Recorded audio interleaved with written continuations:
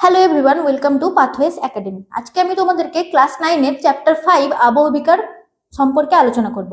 তাহলে এর আগে একটা শর্টস ভিডিওতে আমি বলেছিলাম যে আবহবিকার কি এবং এটি কিভাবে ঘটে এবং এর বিভিন্ন শ্রেণী বিভাগগুলো আলোচনা করেছিলাম। তো সেই ভিডিওটি দেখতে হলে তোমরা নিচের লিঙ্কে ক্লিক করে ভিডিওটি দেখতে পারো।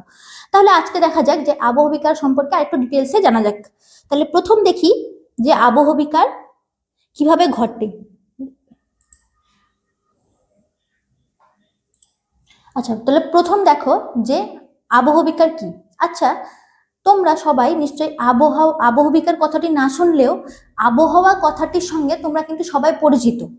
যে আবহাওয়া তোমরা প্রায় শুনতে পাও যে আবহাওয়া পরিবর্তন হচ্ছে বা আবহাওয়া আজকে অন্যরকম কালকে অন্যরকম। তাহলে সেই আবহাওয়া কথাটি থেকেই কিন্তু আবহবিকার কথাটি এসেছে। তাহলে এই আবহবিকার কি করে?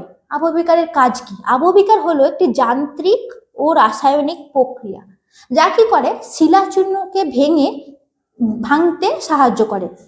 মানে শিলাচূর্ণকে ধরো ভেঙে দিল, এবার আবহবিকার কি করে বলতো? শিলাচূর্ণগুলোকে বয়ে অন্য জায়গায় নিয়ে যায় না, সেই স্থানেই ফেলে রাখে।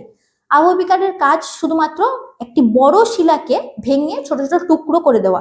দেখো এই ছবিটাই তোমরা দেখতে পাবে যে দেখো একটি বড় শিলা আছে। বড় শিলাটা দেখো কতগুলো অংশে ভেঙে গেছে, এই যে কতগুলো অংশে দেখো ভেঙে গেছে। পরের ছবিটায় দেখতে পাবে যে এই ছোট্ট আর একটা অংশ আরো নানা অংশে ভেঙে গেছে। এভাবে ভাঙতে ভাঙতে ভাঙতে ভাঙতে এক সময় কি তৈরি হয়ে যাচ্ছে বলতো? এক সময় মৃত্তিকা তৈরি হয়ে যাচ্ছে বা রেগোলিত তৈরি হয়ে যাচ্ছে। মানে কি হচ্ছে? বড় পাথরকে চূর্ণ বিচূর্ণ করছে, তাই জন্য আমরা আবহবিকারকে বিচূর্ণী ভবন বলে থাকি। তাহলে আবহবিকারকে কিন্তু বিচূর্ণী ভবন বলা হয়। আচ্ছা, তার আগে একটা জিনিস জেনে নাও যে আবহবিকারটা কোথা থেকে এলো হঠাৎ করে। আবহবিকার হচ্ছে অন্য একটা প্রসেসের একটা সাব প্রসেস।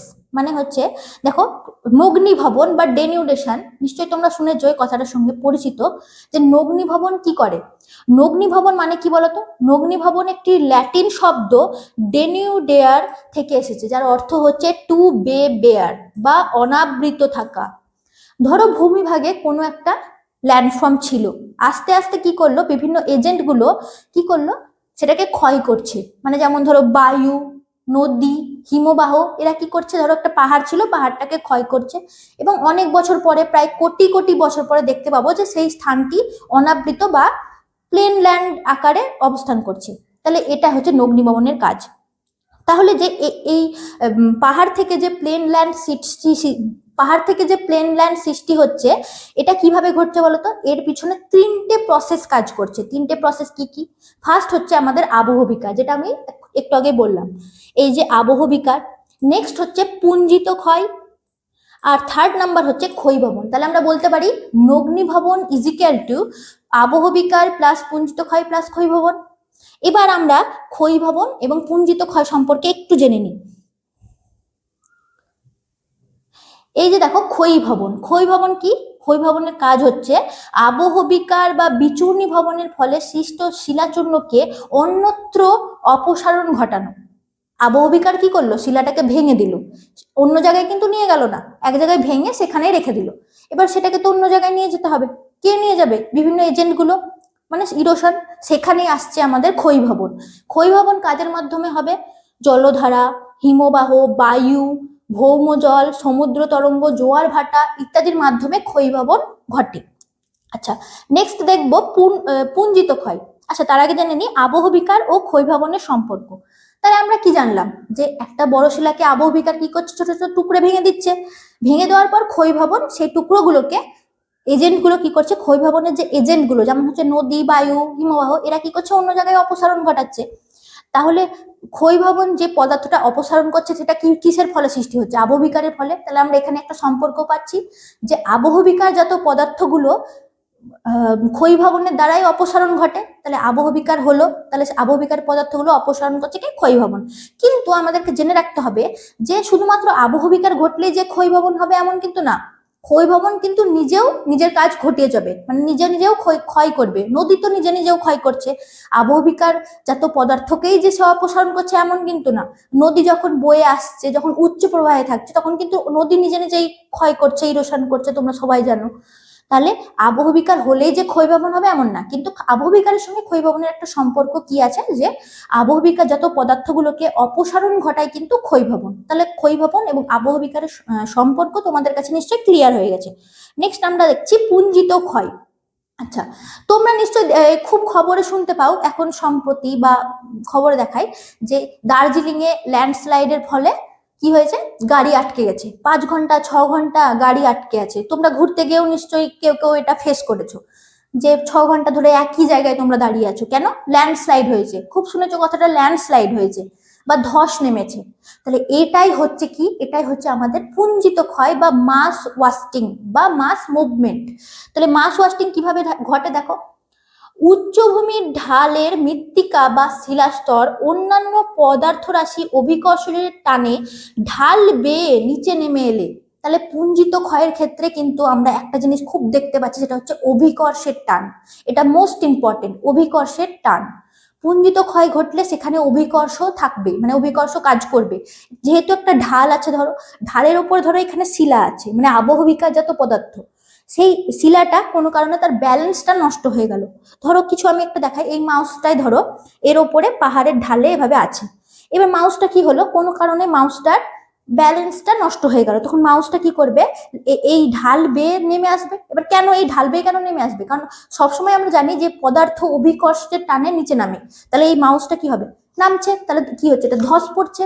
এবার এই ধস যখন নামছে তখন কিন্তু দুটো কাজ হচ্ছে, একটা কি বলতো, একটা হচ্ছে অভিকর্ষের টানে নামছে, আর একটা কিন্তু এই আমার হাত আর মাউসের মধ্যে কিন্তু একটা ঘর্ষণ বল ক্রিয়া করছে। তাহলে এই আমার হাতটা যদি পাহাড় হয়, তাহলে এই ঘর্ষণ বলের ফলে পাহাড়টাও কিন্তু ক্ষয় পাচ্ছে। তোমরা ব্যাপারটা বুঝতে পারছো নিশ্চয়ই, আমি আমি বোঝানোর চেষ্টা করলাম যেটা। তাহলে এই এই পুঞ্জিত ক্ষয় ব্যাপারটা কিন্তু 3 প্রকারে ভাগ করা যায় পুঞ্জিত ক্ষয়কে, কি, প্রপাত, ধস আর প্রবাহ, মানে হচ্ছে ফল, স্লাইড অ্যান্ড ফ্লো, এই 3টে হচ্ছে পুঞ্জিত ক্ষয়ের প্রকারভেদ। এই যে তোমরা এই ছবিটা লক্ষ্য করো, এই দেখো এখানে ধস নেমেছে, মানে দেখো এখানে মৃত্তিকা একদম ক্লিয়ার হয়ে গেছে মাটি, তাহলে এটাকে আমরা এই জন্যই অগ্নিভবনের মধ্যে বলছি। আচ্ছা, নেক্সট দেখবো আমরা পুঞ্জিত ক্ষয় কেন ঘটে। আবহবিকার, এই যে এই জায়গাটা লক্ষ্য করো, যখন আবহবিকার ও অন্যান্য প্রক্রিয়ায় সৃষ্ট পদার্থ সমূহ কোনো না কোনো ঢালের ওপর ভারসাম্য বজায় না রাখতে পেরে, মানে ভারসাম্যটা নষ্ট হচ্ছে বলেই কিন্তু পুঞ্জিত ক্ষয় ঘটছে।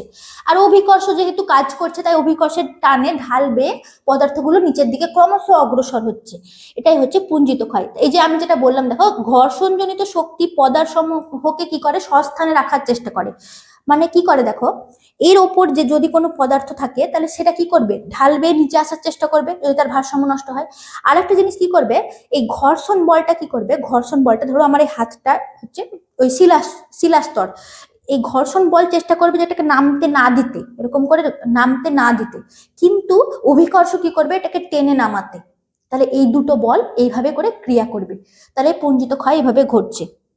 আর নগ্নিভবন তো তোমরা দেখলে যে কিভাবে নগ্নিভবনের 3টে প্রক্রিয়া, ভূমিস্তরকে মানে অনাবৃত করে দেওয়ার ঘটনাটাই হচ্ছে নগ্নিভবন। এবার এখানে তিনটে তিনটে প্রসেস কিন্তু কাজ করছে, সেটা হচ্ছে আবহবিকার, পুঞ্জিত ক্ষয় এবং ক্ষয়ভবন। এরা 3জন মিলে কিন্তু কাজ করছে, যেমন তোমরা 3জন বন্ধু মিলে একটা কোনো কাজ করছো, সেরকম হচ্ছে এই আবহবিকার, পুঞ্জিত ক্ষয় এবং ক্ষয়ভবন হচ্ছে 3জন বন্ধু, এবং তারা একটা কাজ করছে।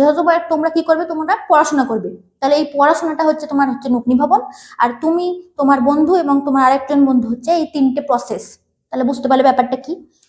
আচ্ছা, নগ্নিভবনের মাত্রা হার নির্ভর করে শিলার প্রকৃতি, ভূমির উচ্চতা ও জলবায়ুর ওপর।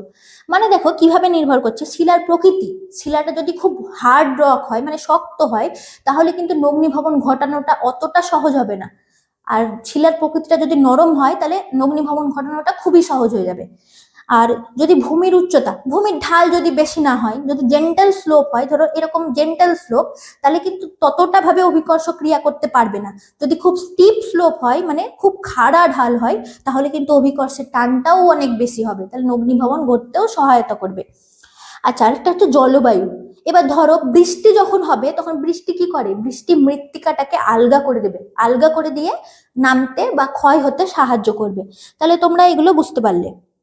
এবার এই ছবিটা দেখো, এই জায়গাটায় এক সময় এরকম বড় বড় পাহাড় ছিল, পাহাড়গুলো এই যে ক্ষয় পেয়ে দেখো একদম অবশিষ্ট পাহাড়ের আকারে এখন বর্তমানে অবস্থান করেছে। এই যে বিফোর অ্যান্ড আফটার ডেনুডেশন, তাহলে বিফোর এবং আফটার ডেনুডেশন মানে নগ্নি ভবনের আগে ব্যাপারটা কেমন ছিল, নগ্নি ভবনের পরে দেখো ব্যাপারটা কেমন হয়ে গেছে, মানে ভূমিস্তরটা প্রায় সমান হতে চলেছে। আমরা যেমন একটা তোমাদেরকে উদাহরণ দিই, আরাবল্লী পর্বত। আরাবল্লী কিন্তু সব থেকে প্রাচীন ভঙ্গিল পর্বত। ভঙ্গিল পর্বত মানে বুঝতে পারছো, আরাবল্লী কিন্তু একসময় হিমালয়ের মতো উঁচু ছিল, সেটা আস্তে আস্তে ক্ষয় পেতে পেতে পেতে পেতে আজকে প্রায় অবশিষ্ট পাহাড় আকারে অবস্থান করছে। তাহলে আরাবল্লী পর্বতের ওপর কি প্রক্রিয়া বা কি প্রসেস গুলো কাজ করেছে, এই যে তিন বন্ধু আবহবিকার পুঞ্জিত ক্ষয় ক্ষয়ভবন ওই আরাবল্লী পাহাড়ের ওপর ক্রিয়া করেছে এবং আজকে অবশিষ্ট পাহাড় আকারে তাকে সেটি অবস্থান করছে। তাহলে ক্লাসটি নিশ্চয়ই তোমরা বুঝতে পারলে অবশ্যই একটি লাইক করো এবং এইরকম আরো নতুন ভিডিও পেতে চ্যানেলটি সাবস্ক্রাইব করো এবং ফেসবুক থেকে দেখলে চ্যানেলটি ফলো করে আমাদের পাশে থেকো। ধন্যবাদ।